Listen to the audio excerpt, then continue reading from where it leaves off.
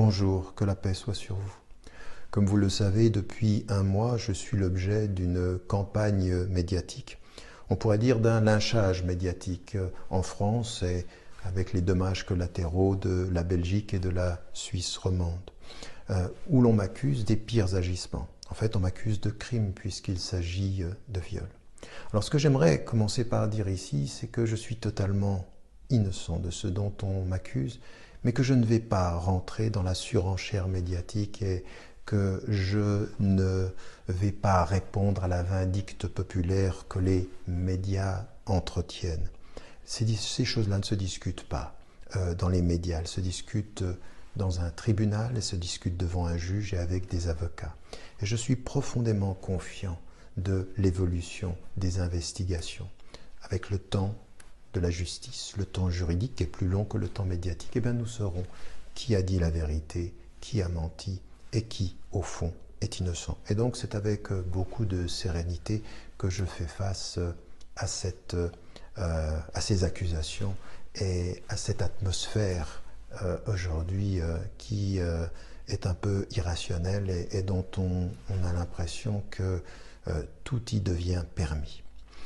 J'aimerais dire aussi que, parce que je l'ai lu sur des réseaux sociaux ici et là, que je ne pense pas en fait qu'il s'agisse d'un complot. C'est vrai qu'on avait entendu Jean-Claude Elfassi ou qu'on avait entendu Matmati ou même Gilles Kepel des mois auparavant. Certains cherchaient des témoignages, d'autres proposaient de l'argent. Matmati proposait jusqu'à 3 000 € pour des témoignages.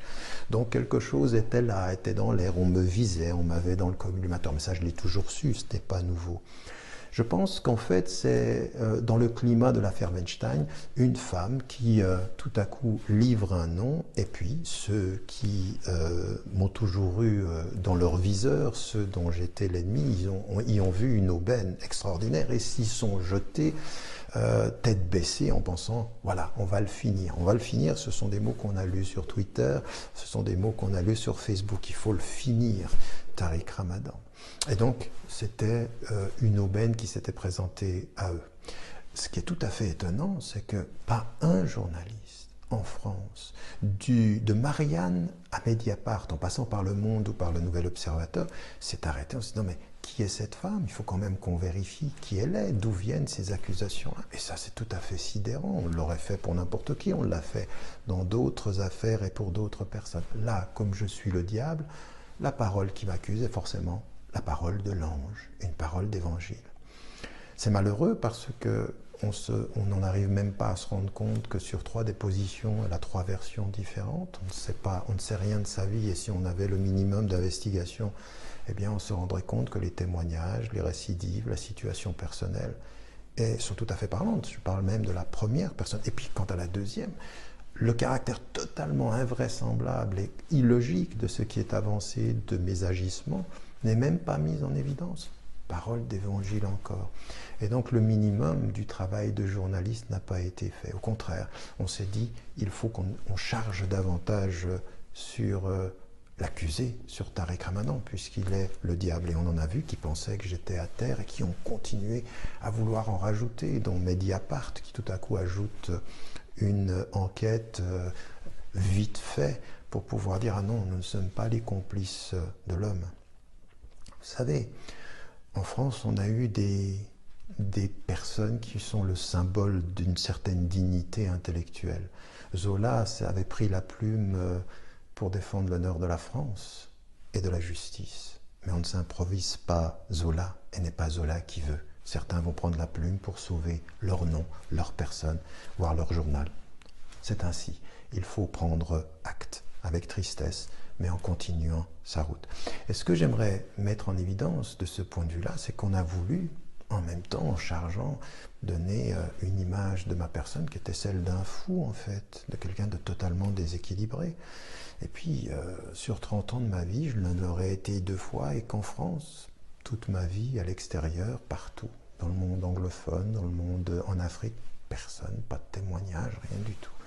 Donc je suis géographiquement fou, géographiquement déséquilibré, linguistiquement même, puisque c'est en français que les choses se passent. Tout à fait étonnant quand même que personne ne soit alerté par cela. Mais nous attendrons. le temps de la justice et le temps de la vérité. Ce qui est le deuxième point général de mon intervention est aussi comment le fait s'est déplacé. Cette affaire-là n'a rien à voir avec l'islam, mais comment elle s'est déplacée avec l'islam. Même ceux qui disent que ça n'a rien à voir avec l'islam, ils l'ont islamisé comme si je représentais l'islam, une affaire privée qui était finalement l'islam. Et c'était l'idée, ah ben, cet homme qui a de tels agissements rend de ses idées totalement inacceptables.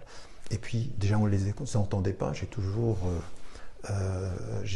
regretté la surdité en France. Et ben, tout à coup, là, ben, forcément, ça disqualifie une pensée. Mais au nom de quoi? Et finalement, on a joué l'antisémitisme contre l'islamophobie et une parole de l'islam. Et on en est arrivé à un débat totalement hystérique, totalement insensé, où l'irrationnel le dispute... excusez-moi, à la bêtise parfois d'un certain nombre de propos.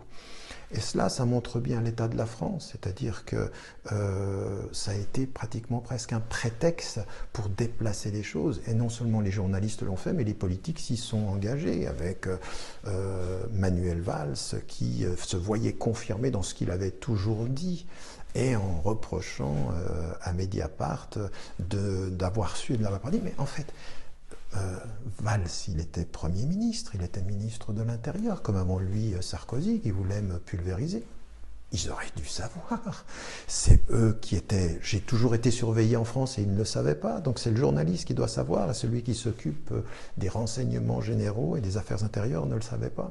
Il ne le savait pas parce que ça n'existait pas, mais il aurait dû lui-même le savoir, donc il est peut-être même plus coupable. Ou alors, il y a un vrai problème avec la sécurité en France, et les citoyens ordinaires devraient se poser des questions sur l'état des renseignements, si tel était le cas. Mais encore une fois, on voit bien la surenchère et le prétexte. Et ça m'amène à dire, et c'est le troisième et dernier grand thème que je voulais aborder, c'est que je reste convaincu. Vous savez, j'ai beaucoup appris dans cette affaire-là. J'ai appris sur les amis, les gens qui sont proches, les soutiens. J'ai aussi appris sur les ennemis, sur leur capacité à aller très loin, très bas, au sens littéral, dans leurs accusations, et de savoir comment se tenir. Je continue à penser que ce que j'ai toujours défendu, je continuerai à le faire, parce que ce n'est pas une question de personne. C'est au-delà de ce que je représente et de ce que je suis. C'est une question d'un message et d'un engagement, presque d'une vision pour l'avenir. Alors, celle que j'ai toujours eue, la défense des femmes, la défense de leurs droits, l'égalité sociale, la lutte contre la violence, contre les mariages forcés, contre le droit au divorce, le droit en l'occurrence de pouvoir porter plainte quand il y a violence ou harcèlement, viol, c'est un combat que j'ai toujours mené, que je continuerai à mener. La deuxième des choses que j'aimerais aussi partager avec vous et qui dans le prolongement de ceci, c'est que à tous ceux qui ont pu répondre pour me défendre avec de l'insulte ou avec... Non, nous n'entrons pas dans cela. L'insulte, ça ne peut pas être. La menace, le rejet, ça ne doit pas être notre façon de réagir à tout ceci. Il faut apaiser les choses. Il faut un débat qui soit un débat de fond, apaisé, sérieux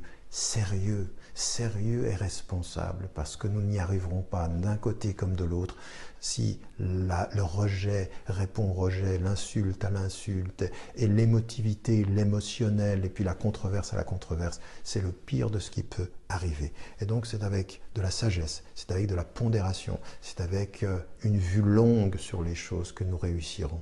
Et ça m'amène à dire que ce à quoi je me suis toujours engagé depuis tellement d'années, sur cette façon de dire, nous sommes citoyens, nous devons et nous allons arriver à faire en sorte de pouvoir vivre ensemble, de construire l'avenir ensemble. Parce que le plus important, ce n'est pas d'où tu viens, c'est où nous allons ensemble.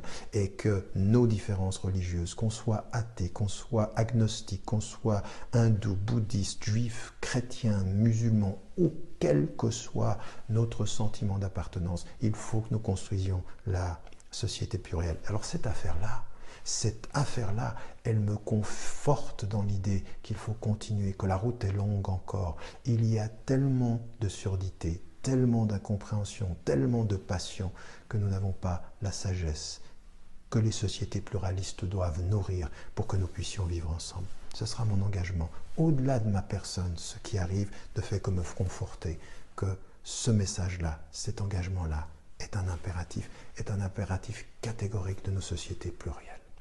Voilà.